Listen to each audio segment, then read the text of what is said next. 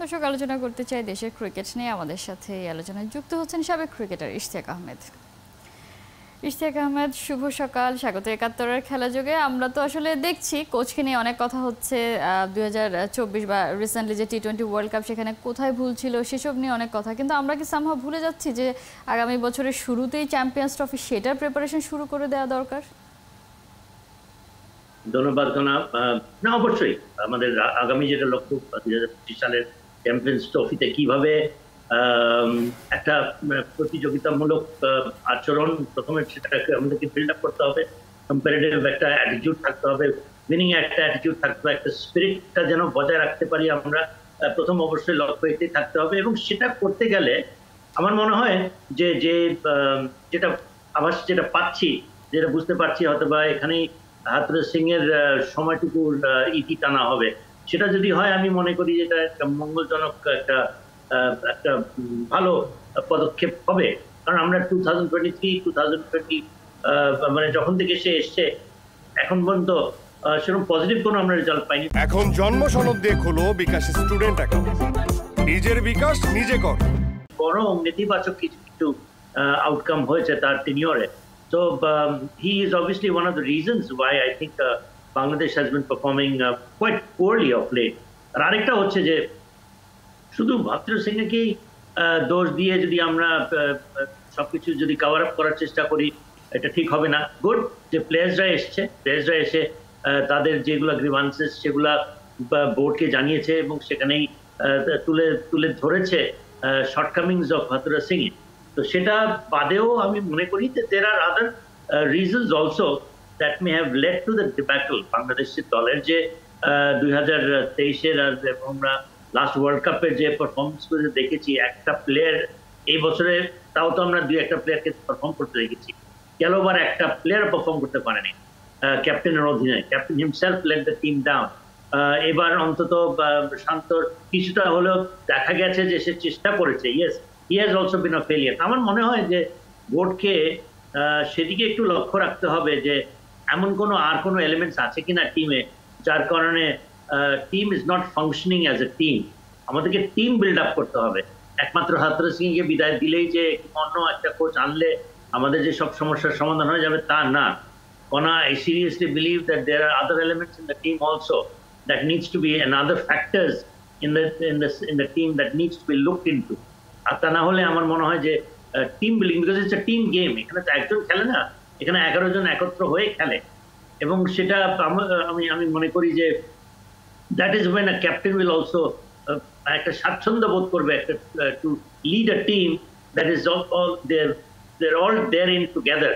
এবং শান্তকে আমরা দেখেছি যখন ক্যাপ্টেন হওয়ার পরে সে নিজেও ভালো খেলেছে, টিমেরও রেজাল্ট ভালো হয়েছে। সো ইট ইজ আমি এটাও আশা করব যেন শান্তকে নিয়ে বেশি নাড়াচাড়া যেন না করা হয়।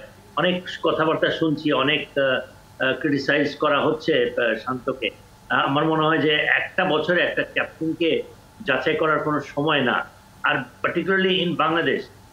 সো আমি মনে করি যে সেটা অন্তত ঠিক থাকবে, আদারওয়াইজ প্লেয়ারদের মধ্যে কোনো সিকিউরিটি থাকবে না।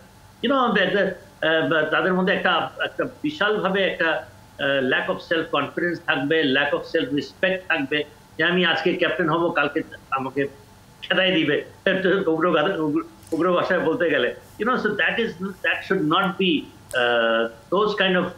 এটা আসলে ঠিকঠাক প্রসেস আসলে হয় না, কিন্তু শান্তকে সরিয়ে দিলে তো হাতে অপশন নেই। শান্ত মানে কে আছে আর এই মুহূর্তে তার চেয়ে এলিজেবল যে বাংলাদেশ দলের দায়িত্ব নিতে পারবে?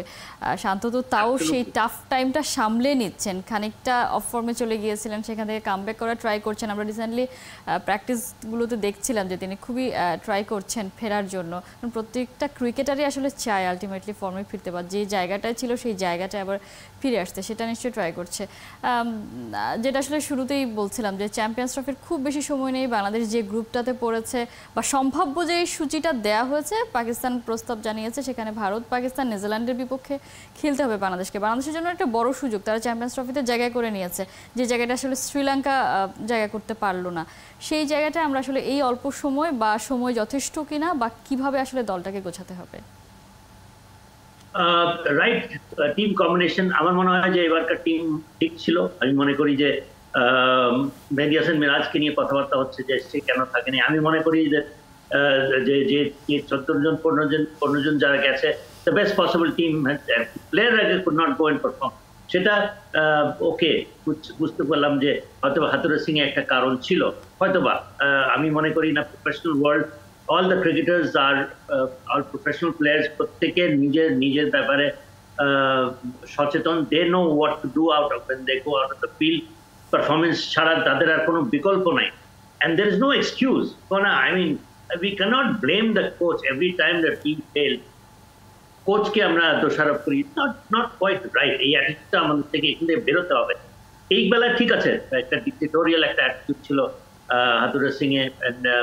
স্বাভাবিকভাবে সবাই জব্দ ফিল করার কথা, কেউ স্বাচ্ছন্দ্য বোধ করার কথা না। তো ভালো হচ্ছে যে তারা যদি এটা হয়ে গিয়ে থাকে, ক্রিকেটাররা নিজেরাই এগুলা তুলে ধরেছে বোর্ডের কাছে, গুড। যে এটা কেবলমাত্র সুজনের কারণে সে সরছে না, কারণ হয়তো বা সুজনের একটা আলাদা হাতুরুর সিং এর ব্যাপারে একটা ক্ষোভ থাকতে পারে।